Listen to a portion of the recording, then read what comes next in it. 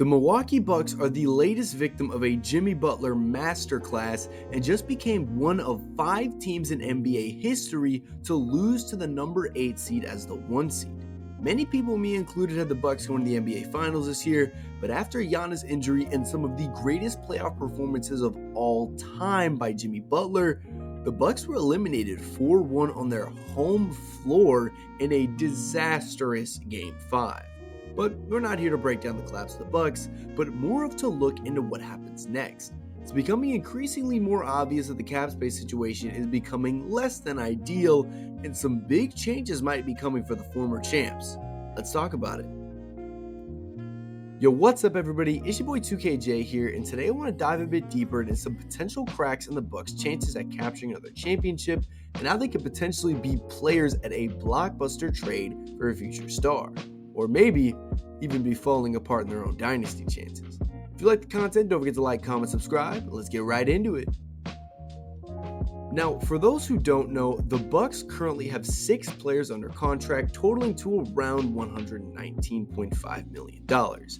This does not include their second star, Chris Middleton, however, who can pick up his $40.4 million player option this summer, and legitimate Defensive Player of the Year candidate Brook Lopez, who's an unrestricted free agent.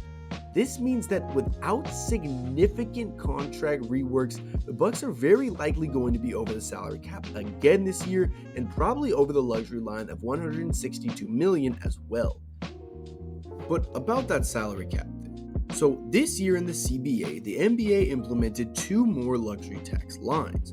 The normal one being at $162 million, the first apron being at $169 million, and the second being at $179.5 million. Being over the second apron means that teams are unable to sign players using the taxpayer mid-level exception, which for example means they wouldn't have been able to sign Joe Ingles this year. And if they're over that second apron, means they'll be tied when trying to add those crucial pieces to their team, and poses some big questions about some of their other important players as well. There's a really real possibility that they won't have the cap space to sign back Lopez, and losing him will be a huge blow to a team chasing another championship. Not only was he a Defensive Player of the Year candidate, he anchored the defense in his rotations and is the guy teams would kill for as a second unit player. Their second major problem though is a two-parter. Middleton is a great player, but with him turning 32, the clock is ticking for his viability as a second star to Giannis. Oft injured this season, and taking up so much cap space is a dangerous combination for a team that just got upset by the 8th seed in 5 games. Not only that, but Holiday is 33 with 1 year left on his deal, and Lopez is 35. Father time is slowly starting to creep up on the Bucks, and they've got to make some big changes in the future if they want to keep this core alive.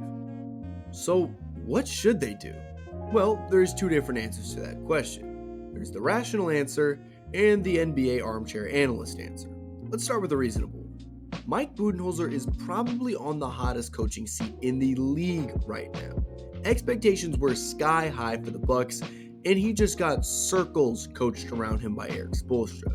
To be fair though, Spoelstra is one of the greatest coaches of all time, but swallowing your timeouts not once but twice in a do-or-die game has many calling for his head and really isn't a good look. Will he be fired? I'm not entirely sure, but honestly, I could see it happening due to those circumstances and pretty much how every single fan is calling for his head as well. The next problem is what to do about surrounding talent Giannis. Middleton and Holiday aren't bad second and third options, but it's becoming obvious that the Bucks are going to need a massive upgrade soon to keep their superstar happy. But how can they even do that? The Bucks don't own a tradable first-round pick until 2029, and don't really have a lot of capital on the trading block either. So what can they do? A lot of people on Twitter have been saying that the Bucks need to pair Giannis with someone like Dame or another superstar, but I don't even think they have remotely enough to get him. They don't have a first-round pick they control until 2028, and no real young talent developing to help them stage such a trade either. Well, who else could they trade for? Honestly, as much as I'd love to give you a big detailed answer, I don't think they can afford to make any trades, now or in the foreseeable future. The Bucks are on a massive collision course with Giannis' free agency in 2026, because if you think about it, in 3 years, Middleton will be 35, Holiday will be 36, and Lopez will be 38. And in that span, they will have 0 first-round picks they control, meaning that even if they perform poorly, they won't get their picks. If you remember a couple years ago, Giannis stated that he would love to play for the Chicago Bulls because he loves Michael Jordan. While it seems like an innocent statement, we've seen time and time again that when teams get into situations where they can't put out a championship caliber team around their superstars, they leave. And while the Bucks may be fine in the East now, with almost every team getting stronger and stronger this year, and likely more next year, they might find themselves in an unfamiliar position and having an unfortunate fate. So, what do you guys think about the Bucks season? I don't think really it was a failure like some people are saying, but I definitely think it's a massive disappointment.